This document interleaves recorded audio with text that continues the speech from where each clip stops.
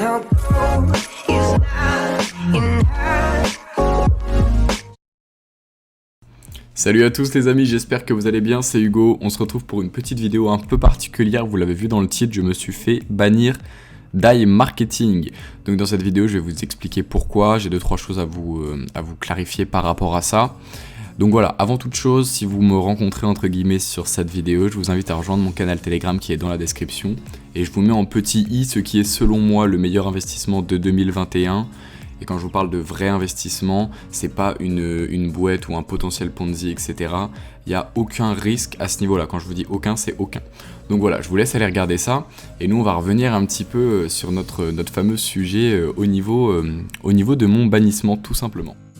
Ok, donc pour ceux qui suivent cette chaîne, vous avez vu qu'il y a quelques semaines, j'ai fait une vidéo iMarketing arnaque point d'interrogation où j'avançais plusieurs éléments, des éléments factuels qui selon moi sont très intéressants et qui mettent en avant le fait que iMarketing peut être un scam.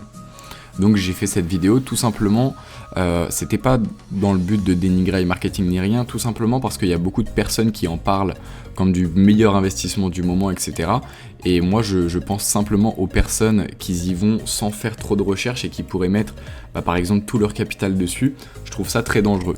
Donc voilà, c'était plutôt à titre préventif que j'ai fait cette vidéo où j'ai apporté des éléments factuels. Et du coup, j'ai reçu un message du support le 3 février, il me semble, auquel je n'ai pas répondu parce que je ne savais pas du tout que c'était le vrai support d'iMarketing. Je pensais que c'était juste du phishing ou quelque chose comme ça.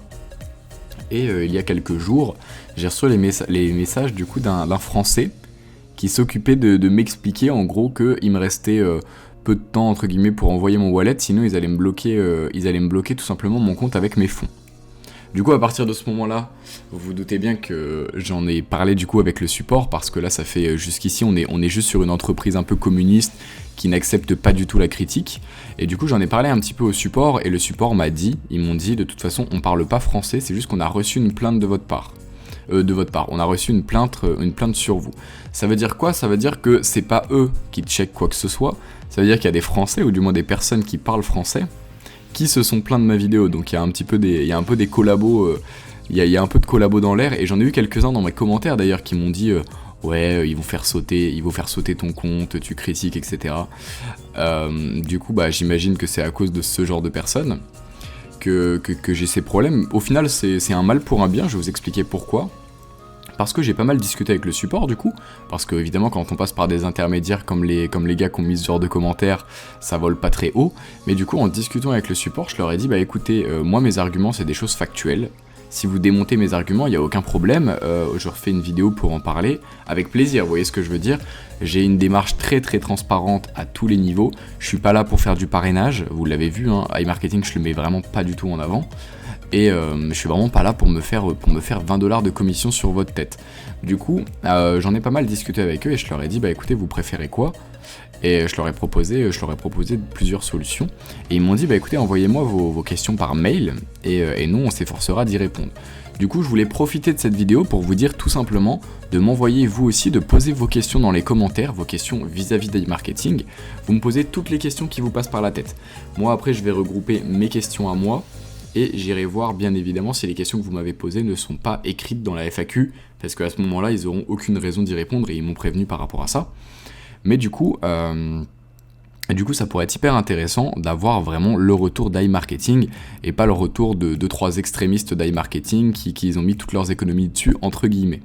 Du coup, voilà, c'est vraiment ce point-là que je voulais éclaircir avec vous et je trouve ça hyper intéressant au final le contact que j'ai eu avec iMarketing est plutôt bon pour le coup, je m'attendais pas à ça, et du coup il est plutôt bon, mais du coup voilà, je suis quand même banni, ça ne change pas, et petit point positif d'ailleurs par rapport à ça, vous voyez que là mon compte, je peux encore aller dessus, Ils m'ont dit simplement, on attend que vos fonds, ils soient totalement, dès qu'en fait tous mes fonds ils seront arrivés, en fait si vous voulez, j'ai juste plus le droit de relancer le robot. Donc ils sont quand même honnêtes dans le sens où moi j'avais déjà retiré ma mise de départ à ce moment-là, ils auraient pu me dire vous avez retiré votre mise de départ, on vous le ferme. Mais là, ils me laissent récupérer mon cashback.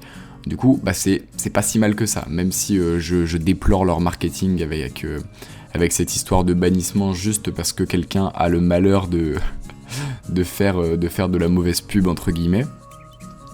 Donc voilà. je vous invite vraiment à poser vos questions dans les commentaires.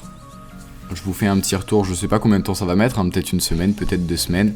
Moi du coup iMarketing, je sais pas ce que je ferai après, peut-être que je me referai un compte, enfin du coup au nom d'un proche, tout simplement juste à titre, voilà, parce qu'on sait jamais, l'argent, le surplus que j'aurai, je pourrais très bien l'investir dedans.